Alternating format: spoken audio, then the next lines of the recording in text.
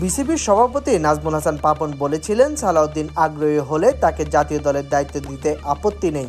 এবার সালাউদ্দিনও জানালেন কি করলে জাতীয় দলের কোচ হতে প্রস্তুত তিনি। কথাটা সবসময় আপনারা হয়তো ভুলে যান, 6 নম্বর 7 নম্বর প্লেয়ার খোঁজেন। এই ছেলেটা লাস্ট 2টা বছর ধরে খুবই ভালো খেলতেছে, তার স্ট্রাইক রেট যদি দেখেন এবং সে প্রতিটা দিনই। আসসালামু আলাইকুম সুপ্রিয় দর্শক বন্ধুরা, বেশ কয়েকদিন ধরে বিশেষ করে বাংলাদেশ ক্রিকেটের হেড কোচকে ঘিরে একের পর এক আলোচনা এবং সমালোচনার পাহাড় জন্ম দিয়েছিল এবং সেই সাথে বিশ্বকাপের আগ থেকে কোচ চান্দিকা হাথুরু সিংয়ের নানা কর্মকাণ্ডগুলোকে কেন্দ্র করে একের পর এক নানা আলোচনা এবং সমালোচনার পাহাড় জন্ম দিয়েছিল এবং সেই সাথে বাংলাদেশ ক্রিকেটের বেশ কিছু বিশেষজ্ঞরা বলেছিল কোচ চান্দিকা হাথুরু সিংকে বিদায় করে দেশীয় কোচ যুক্ত করার জন্য। দর্শক বন্ধুরা, এবার শেষ পর্যন্ত কোচ সালাউদ্দিন এবার বাংলাদেশের হেড কোচ হতে চলেছেন।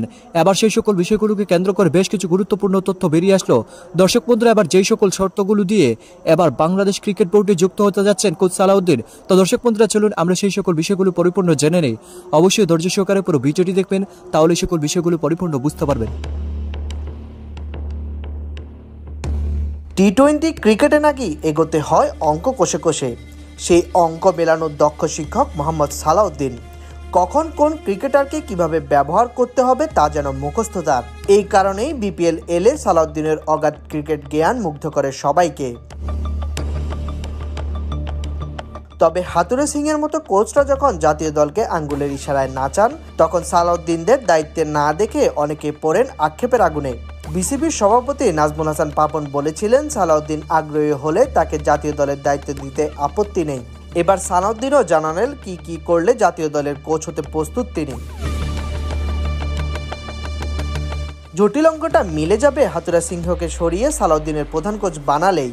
ক্রিকবাজকে দেওয়া এক সাক্ষাৎকারে সরল বাক্যে এই কথাগুলো বলেছেন সালাউদ্দিন। স্বাধীনতায় বিশ্বাসী এই হেভিওয়েট কোচ কারো অধীনে কাজ করতে চান না, হাথুরুর অধীনে তো নাই। সালাউদ্দিন বলেন, সত্যি বলতে কারো অধীনে কাজ করার বয়স আমার নেই, আর সহকারী কোচ হলে আমাকে অনেক পরিশ্রম করতে হবে, ছেলেদের গড়ে তুলতে অনেক সময় দিতে হবে, দল গোছানোর ক্ষেত্রেও সহকারী কোচকে বড় ভূমিকা পালন করতে হয়। আমি এখন এটা করতে পারবো না, আর আমার কারো অধীনে কাজ করার মানসিকতাও নেই। সালাউদ্দিন অকপটে স্বীকার করেছেন, প্রধান কোচের দায়িত্ব পেলে কোচ হওয়ার বিষয়ে ভাববেন তিনি। এই হাথুরু সিংহকে নিয়ে অসন্তোষ আগেই ছিল, এবারও আছে। অ্যানাল ডোনাল্ডের মতো কোচও বোলিং কোচের পদ ছেড়ে চলে গেছেন হাথুরু সিংয়ের কারণে, আছে এমন গুঞ্জনও। সেই গুঞ্জন আরও ডালপালা মিলল সালাউদ্দিনের কথায়। হাথুরু সিংয়ের সম্পর্কে যতটা দেখেছি এবং জেনেছি, তার সাথে অন্য কোচরা মানিয়ে নিতে পারে না। আমার যেমন মন মানসিকতা, আমি স্বাধীনতা চাই। আমার উপর কেউ দাপট দেখাতে এলে আমার জন্য কাজ করা কঠিন, কারণ আমি ওরকম ক্যারেক্টারই নই।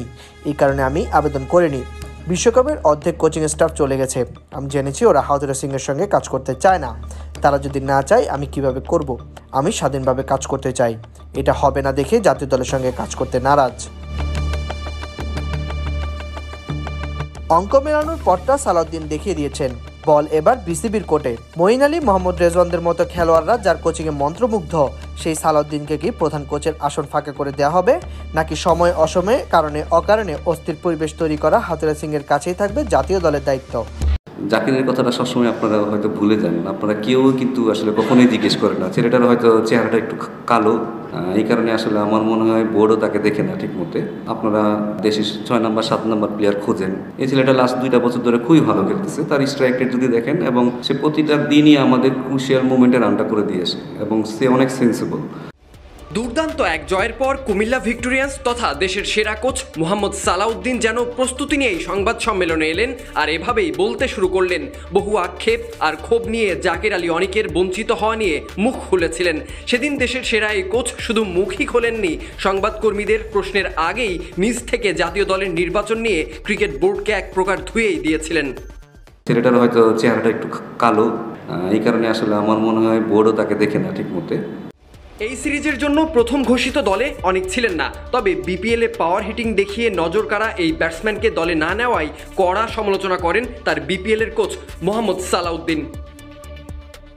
আমার মনে হয় যে এই পজিশনের জন্য সে বাংলাদেশে ওয়ান অফ দ্য বেস্ট।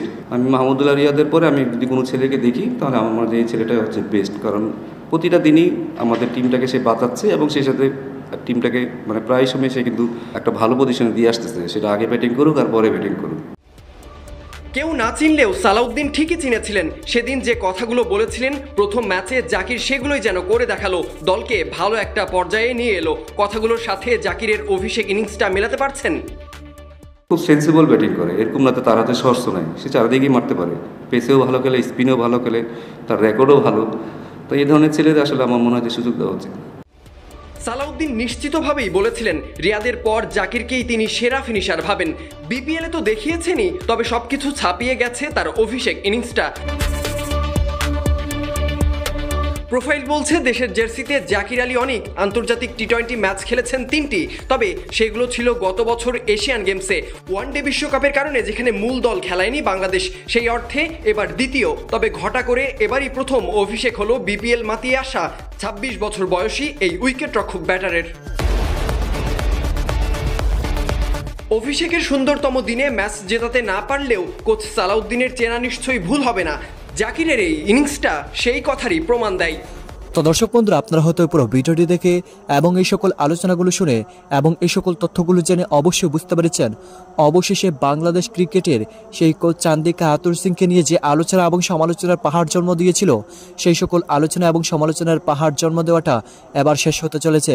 দর্শক বন্ধুরা, এবার শেষ পর্যন্ত দেশীয় কোচ যুক্ত হতে চলেছেন, তবে সেটা অতি দ্রুত যুক্ত হয়ে যাবেন। তো দর্শক বন্ধুরা, আপনারা পুরো ভিডিওটি দেখে এবং এই সকল আলোচনাগুলো শুনে আপনাদের কাছে কেমন হচ্ছে অবশ্যই কমেন্ট করে জানিয়ে দিবেন।